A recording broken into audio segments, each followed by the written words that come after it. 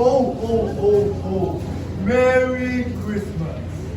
Here comes Santa Claus, here comes Santa Claus, right down Santa Claus Lane.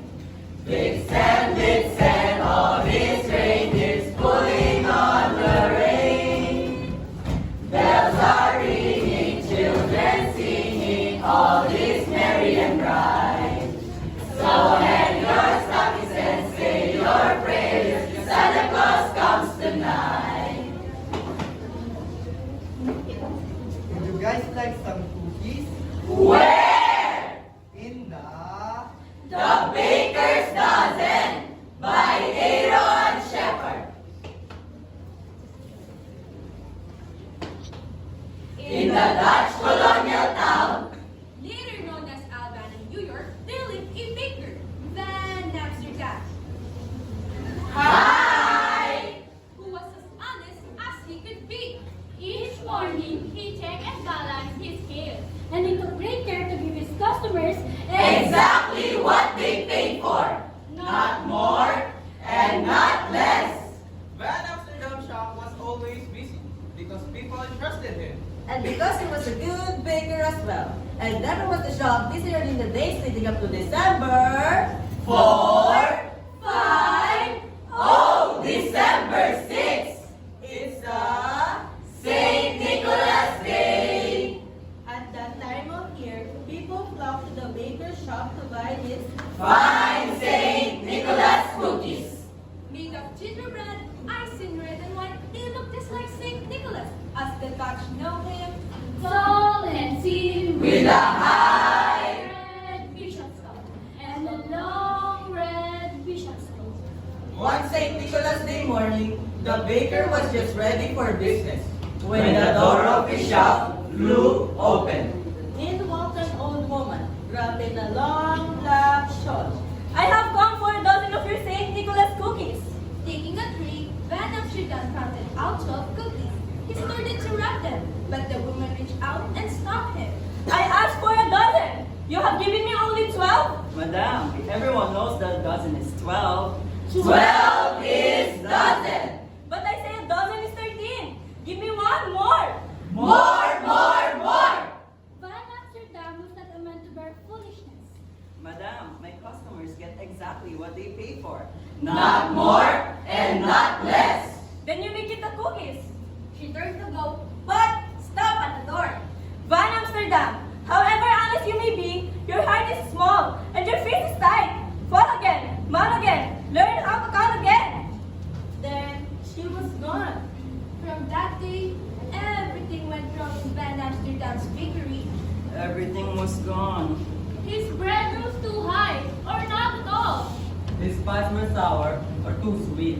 His cakes crumbled or were chewy. His cookies were burnt or dewy. His customers soon noticed the difference. Before long, most of them were going to other bakers. The old woman has bewitched me. Is this how my honesty is rewarded? A year passed. The baker grew poorer and poorer. Since he sold little, he baked little, and his shop were nearly bare. His last few customers slipped away. Finally, On the day before St. Nicholas Day, not one customer came to Van Amsterdam's shop. Not even one. Yes, not even one. At day's end, the baker sat alone, staring at his unsold St. Nicholas cookies. I wish St. Nicholas could help me now. Then he closed his shop and went sadly to bed. That night, the baker had a dream. He was a boy again. One in a crowd of happy children, and there in the midst of them was Saint Saint Nicholas himself. The bishop's white horse stood beside him, his basket filled with gifts. Wow. Nicholas pulled out one gift after another and handed them to the children. But Van Amsterdam noticed something strange. Ooh. No matter how many presents Nicholas passed out, there were always more to give. In fact, the more he took from the basket, the more they seemed to hold. Then Nicholas handed a gift to Van Amsterdam. It was one of the baker's own Saint Nicholas cookies. Van Amsterdam looked up to thank him, but he was no longer St. Nicholas standing there. Smiling down at him was the old Van Amsterdam awoke with a start. Moonlight shone through the half-closed shutters as he lay there thinking. I always give my customers exactly what they pay for, not more and not less. But why not give more? The next morning, St. Nicholas Day, the baker rose early. He mixed his gingerbread dough and rolled it out. He molded the shapes and baked them. He iced them in red and white to look just like St. Nicholas. And the papyrus finest he had made. Van Amsterdam had just finished. When the door flew open. In walked the old woman with a long black shawl. I have come for a dozen of your St. Nicholas cookies. In great excitement, Van Amsterdam counted out 12 cookies And one more. In this shop, from now on, a dozen is 13. You have learned to count well. You will surely be rewarded. She paid for the cookies and started out. But As the door swung shut, the baker eyes seemed to play a trick on him. He thought he glimpsed the tail end of the long red cloth. I'm sure I saw something. As the old woman foretold, Van Amsterdam was rewarded. Yay! When people heard he counted 13 as dozen, he had more customers than ever. From now on, 13 is dozen.